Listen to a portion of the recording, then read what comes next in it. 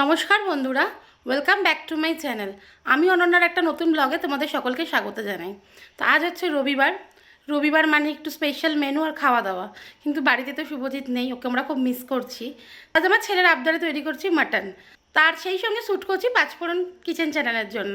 তো চলো আজকে দেখা যাক আমার রান্নাঘরে মটনের কী রেসিপি তৈরি করছি। আর তার সঙ্গে থাকছে কিন্তু চালের রুটি, মায়ের হাতে তৈরি করা। আমাদের ওয়েদারটা দেখতে পাচ্ছ, একটু ঘুরিয়ে দেখাই, দেখো আমাদের ওয়েদার কিন্তু খুব খারাপ। কাল থেকে কিন্তু প্রচুর ঝড় বৃষ্টি হয়েছে রাত্রিরে, আর তার সাথে কারেন্টও থাকছে না। তো আজকে ওয়েদার দেখো, বলতে বলতে কারেন্ট অফ হয়ে গেল। তো চলো দেখা যাক আজ আমার রান্নাঘরে কী কী রান্না হয়। তো বন্ধুরা দেখো, আজ রবিবারে আমার রান্নাঘরে তৈরি হচ্ছে মাটন রেজালা। তো মাটনটাকে দেখো মশলাপাতি মাখিয়ে কিন্তু আমি ম্যারিনেট করে নিয়েছি। আর তার সাথে দেখো পেঁয়াজটাও কিন্তু ভালো করে বয়েল করে নিয়েছি। এবার পেঁয়াজটাকেও কিন্তু ভালো করে বেটে নেব। তো দেখতেই পাচ্ছ মাটনটা কিন্তু কষতে বসিয়ে দিয়েছি। তো সবার প্রথমে কড়াইতে ঘি দিয়ে শুকনো লঙ্কা ফোড়ন দিয়ে সেদ্ধ করেছিলাম যে পেঁয়াজটা, সেটা বেটে নিয়ে দিয়ে দিয়েছিলাম। তার মধ্যে দেখো মাটনগুলো দিয়ে ভালো করে কিন্তু এখন আগে মাটনটাকে কষিয়ে নিচ্ছি। তো খুব ভালো করে কিন্তু আগে মাটনটাকে কষিয়ে নিতে হবে। তো মাটনের মধ্যে দেখো কাজু বাদাম, আমন্ড আর পোস্ত বাটাও দিয়ে দিয়েছি। সামান্য পরিমাণ নুন আর চিনি দিয়েছি। মাটনটাকে এখন খুব ভালো করে কিন্তু কষিয়ে নেব। কষাটা দেখো যতটা ভালো হবে, মটনের স্বাদটাও কিন্তু ততটাই ভালো হবে।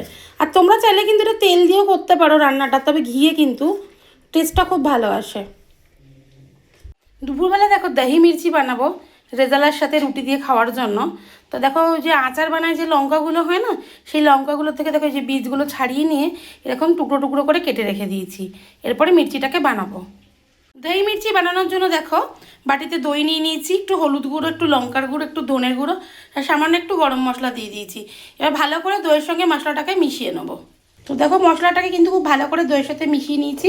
এবার এটা আলাদা করে রেখে দেবো। দই মির্চি বানানোর জন্য দেখো কড়াইতে সাদা তেল দিয়ে তার মধ্যে জিরে আর কালো সর্ষে ফোড়ন দিয়ে নিয়েছি। আর তেলের মধ্যে সামান্য একটু হিং দিয়ে দেবো। কেটে রাখা লঙ্কাগুলো অ্যাড করে দেবো।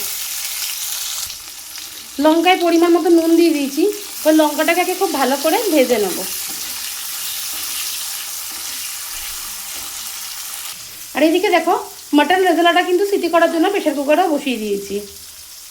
তো দেখতেই পাচ্ছ লঙ্কাটা কিন্তু আমাদের ভাজা ভাজা হয়ে গেছে। ঠিক এই স্টেজেই দইটা অ্যাড করে দেবো। এটাকে এবার ভালো করে লঙ্কার সাথে কষতে থাকবো। তো টক দই দিচ্ছি, এই টকটাকে ব্যালেন্স করার জন্য সামান্য একটু চিনি দিয়ে দেবো। তো খুব ভালো করে কিন্তু দইটাকে কষিয়ে নেব লঙ্কার সাথে। তো দেখতেই পাচ্ছ দই মির্চিটা কিন্তু আমার সম্পূর্ণ একদম রেডি হয়ে গেছে। ভালো করে দেখো কষিয়ে একদম শুকনো শুকনো করে ফেলেছি।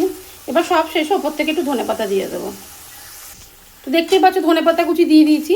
আর দই মির্চি আমাদের সম্পূর্ণ একদম রেডি। দই মির্চি কিন্তু রাজস্থানের একটা জনপ্রিয় ডিশ।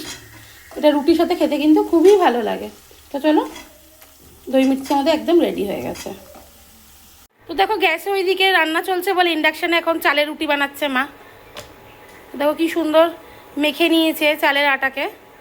এবার সেটা দিয়ে দেখো রুটি হচ্ছে। তো কি সুন্দর ফুলে উঠছে দেখো চালের গুঁড়ো রুটিগুলো কিন্তু।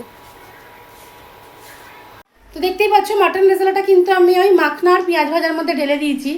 আমি সামান্য একটু ঝোল রেখেছি, তোমরা চাইলে কিন্তু ঝোলটা একটু কমও রাখতে পারো। আর সবশেষে সামান্য একটু গোলাপ জল আর সামান্য একটু কেওড়া জল দিলেই মাটন রেজালা কিন্তু আমাদের রেডি হয়ে যাবে।